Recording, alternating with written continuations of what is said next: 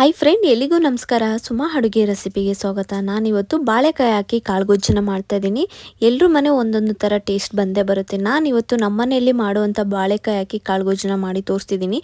ಈ ವಿಡಿಯೋನ ಕೊನೆ ತನಕ ನೋಡಿ ಸ್ಕಿಪ್ ಮಾಡ್ದಲೆ ಬನ್ನಿ ಅದಕ್ಕೆ ಏನೇನು ಬೇಕು ನೋಡ್ಕೊಂಬರೋಣ. ನಾನಿಲ್ಲಿ ಮೊದಲಿಗೆ ಕಡಲೆಕಾಳನ್ನ ನೈಟೇ ನೆನೆಸಿ ಎತ್ತಿಟ್ಕೊಂಡಿದ್ದೆ. ಈಗ ತೊಳೆದ್ಬಿಟ್ಟು ಕುಕ್ಕರ್ಗೆ ಹಾಕ್ಕೊಂಡಿದ್ದೀನಿ. ಇದಕ್ಕೆ ಸ್ವಲ್ಪ ಉಪ್ಪನ್ನು ಹಾಕ್ಕೊಂಡು ನೀರನ್ನು ಹಾಕೋತಾ ಇದ್ದೀನಿ. ಎಷ್ಟು ಬೇಕೋ ಅಷ್ಟು ನಾನು ನೀರನ್ನು ಸೇರಿಸ್ಕೊತಾ ಇದ್ದೀನಿ ಸ್ವಲ್ಪ. ಅದಾದ ನಂತರ ಇದು 2 ವಿಷಲ್ ಕೂಗೋದಕ್ಕೆ ಬಿಡೋಣ. ಸ್ಟವ್ ಹಚ್ಬಿಟ್ಟು ನಾನು ಈಗ ಇದನ್ನು ಇಡ್ತಿದ್ದೀನಿ. ಒಂದು 2 ವಿಷಲ್ ಬರೋ ಅಷ್ಟೊತ್ತಿಗೆ ನಾವು ಮಸಾಲೆಗೆ ರುಬ್ಕೊಂಬರೋಣ.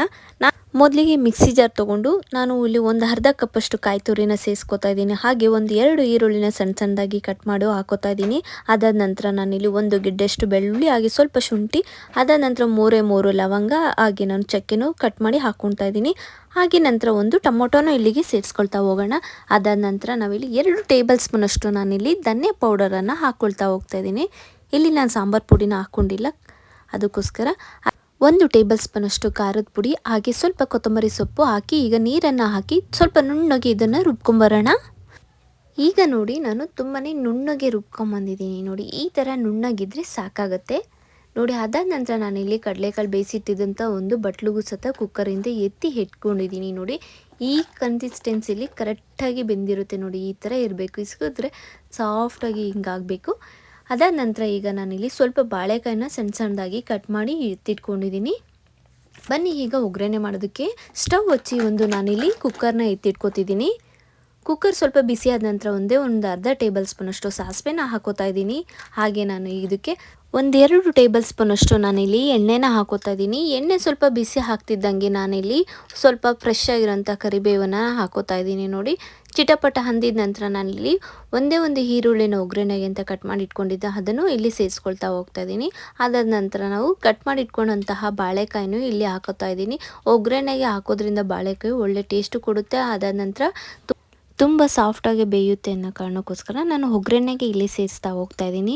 ಅದಾದ ನಂತರ ನಾನು ಇದಕ್ಕೆ 1-2 ಅಷ್ಟು ನಾನಿಲ್ಲಿ ಟೊಮೊಟೊನ ಸಣ್ಣದಾಗಿ ಕಟ್ ಮಾಡಿ ಅದನ್ನು ಇಲ್ಲಿ ಸೇರಿಸ್ತಾ ಹೋಗ್ತಾ ಇದ್ದೀನಿ. ಅದನ್ನು ಮಿಕ್ಸ್ ಮಾಡ್ಕೊಂಡಿದ್ದ ನಂತರ ನಾವು ರುಬ್ಬಿಟ್ಟಂತಹ ಮಸಾಲೆನ ನಾನಿಲ್ಲಿ ಹಾಕ್ಕೊಳ್ತಾ ಹೋಗ್ತಾ ಇದ್ದೀನಿ. ನೋಡಿ ಇದಕ್ಕೇನು ಜಾಸ್ತಿ ನೀರನ್ನು ಹಾಕೊಳ್ಳೋ ಅವಶ್ಯಕತೆ ಇರಲ್ಲ, ಸ್ವಲ್ಪ ಲೈಟಾಗಿ ಹಾಕ್ಕೊಂಡ್ರೆ ಸಾಕಾಗುತ್ತೆ. ಯಾಕೆಂದರೆ ಇದು ಕಾಳುಗೊಜ್ಜು ಮಾಡೋದ್ರಿಂದ ತುಂಬಾ ಗಟ್ಟಿನೂ ಬೇಡ, ತುಂಬಾ ತೆಳ್ಳಗೂ ಬೇಡ, ಮೀಡಿಯಮ್ ಆಗಿರಬೇಕು.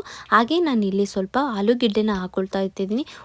ಒಂದು ಆಲೂಗೆಡ್ಡೆನ ಇಲ್ಲಿ ಕಟ್ ಮಾಡಿ ಹಾಕ್ಕೊಳ್ತಾ ಹೋಗ್ತಾ ಇದ್ದೀನಿ. ನೋಡಿ ಹಾಗೆ ಸ್ವಲ್ಪ ರುಚಿಗೆ ತಕ್ಕಷ್ಟು ಉಪ್ಪನ್ನು ಹಾಕಿ ನೀಟಾಗಿ ಇದನ್ನ ಮಿಕ್ಸ್ ಮಾಡ್ಕೊಳ್ಳೋಣ. ಮಿಕ್ಸ್ ಮಾಡ್ಕೊಂಡಿದ್ದ ನಂತರ ನಾವು ಬೇಯಿಸಿ ಇಟ್ಟಂತಹ ಕಾಳುಗೊಜ್ಜನ್ನು ನಾನು ಇಲ್ಲಿ ಹಾಕ್ಕೊಳ್ತಾ ಹೋಗ್ತಾ ಇದ್ದೀನಿ. ನೋಡಿ ಅದನ್ನು ಅಷ್ಟೇ ಚೆನ್ನಾಗಿ ಕಲಿಸ್ಕೊಳ್ತಾ ಹೋಗಬೇಕಾಗುತ್ತೆ. ಬಾಳೆಕಾಯಿ ಒಗ್ಗರಣೆಗೆ ಹಾಕಿರೋದ್ರಿಂದ ಅದು ಜಾಸ್ತಿ ಬೇಯೋ ಅವಶ್ಯಕತೆನೇ ಇರೋದಿಲ್ಲ, ಬೇಗನೆ ಬೆಂದೋಗುತ್ತೆ. ಹಾಗೆ ಅಷ್ಟೇ ಪೊಟ್ಯಾಟೊನೂ ಅಷ್ಟೇ ಬೇಗನೆ ಬೇಯುತ್ತೆ. ನೋಡಿ ಈಗ ಚೆನ್ನಾಗಿ ಕುದೀತಾ ಇದೆ ಅಲ್ವಾ, ಇಷ್ಟು ಬೆಂದಿದ್ರೆ ಸಾಕಾಗುತ್ತೆ. ನೋಡಿ ಒಳ್ಳೆ ಪರ್ಫೆಕ್ಟಾಗಿ ಒಳ್ಳೆ ಹದ ಬಂದಿದೆ ಅಂತಲೇ ನಿಮಗೆ ಗೊತ್ತಾಗ್ತಿದೆ ನೋಡ್ತಿದ್ರೇ. ನೋಡಿ ಈ ಬೆಂದಿದ ನಂತರ ನಾನು ಇದಕ್ಕೆ ಕೊನೆಯದಾಗಿ ಲಾಸ್ಟ್ದಾಗಿ ನಾನಿಲ್ಲಿ ಕೊತ್ತಂಬರಿ ಸೊಪ್ಪನ್ನು ಹಾಕ್ಕೊಳ್ತೀನಿ. ನೋಡಿ ಪೊಟೊಟೊ ಮತ್ತು ಬಾಳೆಕಾಯಿ ಎರಡೂ ನೀಟಾಗಿ ಬೆಂದಿದೆ, ಮಾತ್ರ ಸೂಪರಾಗಿ ಬಂದಿದೆ. ನೋಡಿ ನೋಡ್ತಿದ್ರೇ ಗೊತ್ತಾಗುತ್ತೆ, ಬಟ್ ನಿಮ್ಗೆ ನೋಡೋರಿಗೆ ಗೊತ್ತಾಗಲ್ಲ, ತಿಂದಾಗಲೇ ಟೇಸ್ಟು ಚೆನ್ನಾಗಿರೋದು. ಕೊತ್ತಂಬರಿ ಸೊಪ್ಪನ್ನು ಹಾಕಿ ನಾನೀಗ ಮಿಕ್ಸ್ ಮಾಡಿಕೊಂಡು ಲಾಸ್ಟ್ದಾಗಿ ಈಗ ನಾನು ಇದನ್ನು ಮಿಕ್ಸ್ ಮಾಡ್ಕೊಂಡಿದ್ದಂತ ಸ್ಟವನ್ನು ಆಫ್ ಮಾಡಿ ಎತ್ತಿಟ್ಕೊತಿದ್ದೀನಿ. ನೋಡಿ ಸ್ಟವನ್ನು ಆಫ್ ಮಾಡಿದ್ದೀನಿ. ಈಗ ನಾನು ಕೊನೆಯದಾಗಿ ನಾನಿಲ್ಲಿ ಒಂದು ಪ್ಲೇಟ್ಗೂ ಸತ ಸರ್ವ್ ಮಾಡ್ಕೋತಾ ಇದ್ದೀನಿ. ತುಂಬಾ ಚೆನ್ನಾಗಿ ಬಂತು ಮಾತ್ರ ಫ್ರೆಂಡ್ಸ್. ಹೇಳೋದಾದರೆ ಇದಕ್ಕೆ ಕಾಂಬಿನೇಷನ್ಗೆ ಚಪಾತಿ ಆಗ್ಬೋದು, ಇಲ್ಲ ರೊಟ್ಟಿ, ಇಲ್ಲ ಅಂದರೆ ಪೂರಿ, ಎಲ್ಲದಕ್ಕೂ ಚೆನ್ನಾಗೇ ಇರುತ್ತೆ. ಇವತ್ತು ಮಾಡಿದಂಥ ಕಡಲೆಕಾಳು ಗೊಜ್ಜು ನಿಮ್ಮೆಲ್ರಿಗೂ ಇಷ್ಟ ಆಯಿತು ಅಂದ್ಕೊಂಡಿದ್ದೀನಿ. ಇಷ್ಟ ಆದರೆ ಲೈಕ್ ಮಾಡಿ, ಶೇರ್ ಮಾಡಿ, ಹಾಗೆ ಸಬ್ಸ್ಕ್ರೈಬ್ ಮಾಡ್ಕೊಳ್ಳೋದನ್ನು ಮರಿಬೇಡಿ friends. Thank you for watching.